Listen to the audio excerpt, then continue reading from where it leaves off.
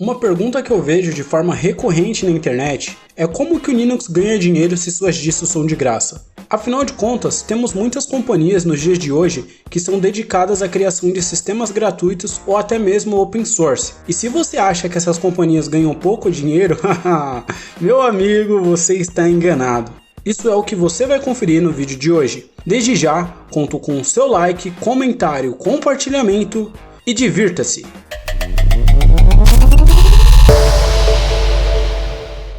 Antes de saber como que o Linux ganha dinheiro, é importante saber o que é Linux, ou mais especificamente o que é kernel Linux. Criado pelo mestre louva-a-Deus Linus Torvalds, é o principal componente de um sistema operacional Linux, e é a interface central ou núcleo entre o hardware de um computador e seus processos. Ele estabelece a comunicação entre ambos, gerenciando recursos com maior eficiência possível. Kernel, em inglês, significa núcleo ou grão, e é seguindo essa analogia que ele existe no sistema operacional.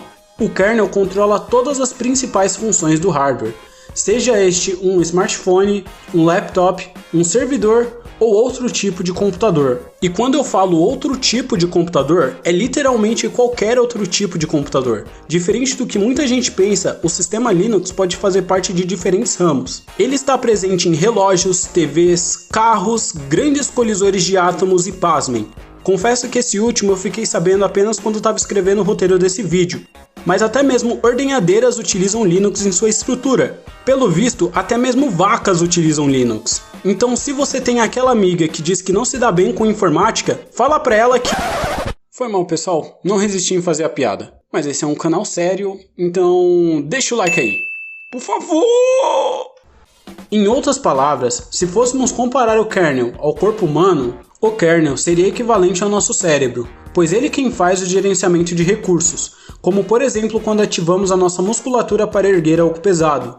Não ativamos todos os músculos de uma vez, isso devido ao gerenciamento do nosso cérebro, que limita a quantidade de recurso necessário para a ação. Caso não houvesse esse gerenciamento muscular, é bem provável que poderia acontecer alguns inconvenientes, como por exemplo no episódio do Pica-Pau que ele toma um tônico e fica super forte. Ele tenta abrir uma porta e a porta sai na mão dele.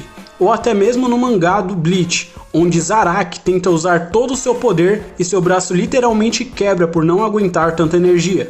Algo muito parecido aconteceria com um computador que não tem um bom gerenciamento de hardware. Se você já rodou alguma aplicação que seja demais para o seu computador, já deve saber o que acontece. O computador desliga sozinho e, no pior dos casos, pode ser que alguma peça seja danificada. Por isso o kernel é tão importante, e é esse kernel que dá origem às distribuições Linux, ou distro para os mais íntimos. Afinal de contas, uma distro nada mais é do que um sistema que usou kernel Linux como base, porém adicionando interface e diversas aplicações por cima. E é nessa parte que o Linux brilha, pois há uma variedade imensa de sistemas operacionais baseadas no kernel Linux. Isso porque sua licença é gratuita e open source. Desse modo, grandes empresas ou até mesmo programadores independentes podem criar uma versão própria do seu sistema operacional.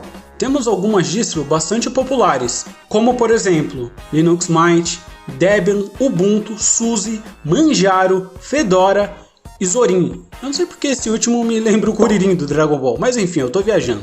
Não! Sendo assim, voltamos à pergunta inicial do vídeo: como é que o Linux faz dinheiro? Isso é feito de mais de uma forma, pois diferente do que a maioria das pessoas pensam, não é apenas vendendo um software que ele irá trazer dinheiro para você. É possível apostar em muitos outros aspectos, como por exemplo, a colaboração de fundos. Sendo assim, empresas que desenvolvem sistemas operacionais podem receber fundos de outras empresas que utilizam o seu sistema e querem que determinadas falhas sejam corrigidas. Podemos citar como principal problema as falhas de segurança. Ninguém melhor do que o próprio fabricante para consertar esse tipo de problema. Um outro método que podemos citar para ganhar dinheiro com essa estratégia de marketing é a venda de serviços que vão junto com o sistema gratuito. Algo muito parecido com o que acontece em alguns jogos online, onde o jogo em si é gratuito, mas diversas vantagens ou conteúdo extra dentro do game são pagos. Muitas vezes coisas que alterarão diretamente no gameplay e dão uma certa vantagem para o jogador. Quem nunca participou de uma partida onde o seu oponente era um jogador muito mais fraco que você, mas por causa de uma armadura poderosa ou um ataque roubado, ele mandou você pro saco? Não é mesmo God of War Ascension? Tudo bem, galera, tudo bem, eu sei. God of War é uma franquia paga, mas esse game específico representa muito bem o que eu estou falando. Além de ser um dos jogos mais desbalanceados conhecido pelo homem, ele também ficou muito famoso pelo seu conteúdo pago. E não é qualquer conteúdo pago. Seu conteúdo era armas extremamente poderosas que poderiam sim garantir uma vitória para jogadores relativamente inexperientes. Essa estratégia de vender o software de forma gratuita para depois lucrar em cima de serviços é algo que dá bastante resultado e aparentemente ainda irá ganhar muito espaço no mercado de software.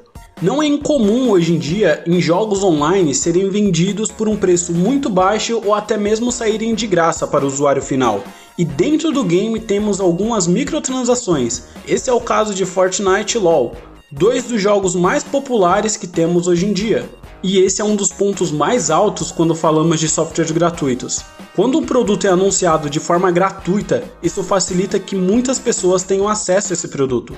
Isso ocorre tanto em jogos quanto em outros sistemas, incluindo sistemas Linux. Afinal de contas, quando se trata de jogos, não é todo mundo que tem dinheiro para comprar um, principalmente se for uma criança. Não é à toa que esse tipo de jogos tem uma quantidade muito maior de jogadores, que em grande maioria são jogadores mais jovens. E quando falamos de sistemas operacionais e kernel, o cenário é muito semelhante, pois sabemos que o ideal seria que as empresas criassem o seu sistema do zero, fazendo funcionalidades específicas para o ramo que atuam.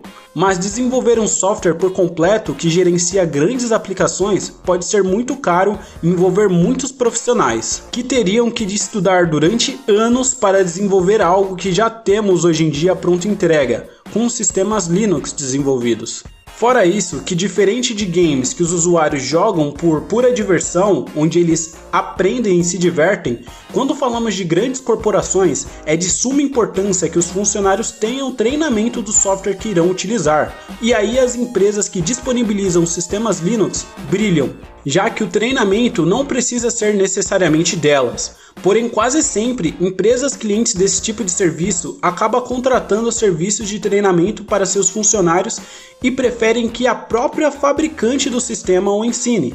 Mas sabe quem é que não cobra nada para ensinar? Sou eu, que sempre tô trazendo conteúdo bacana aqui para vocês, cara. E a única coisa que eu peço é que você deixe o seu like, inscrição e compartilhamento. Meu canal é pequeno, então a cada notificação de novo inscrito eu vibro. Se quiser me ajudar financeiramente, estarei deixando aí o meu Pix na descrição para vocês. E comenta aí que assunto que você quer ver por aqui. Pode ser desde programação à área técnica, hacking ou apenas Linux se tu é iniciante. Eu vou ter o prazer de trazer esse conteúdo para ti. Me siga lá no Instagram, também respondo perguntas por lá. Tudo do bom e do melhor sempre. Valeu!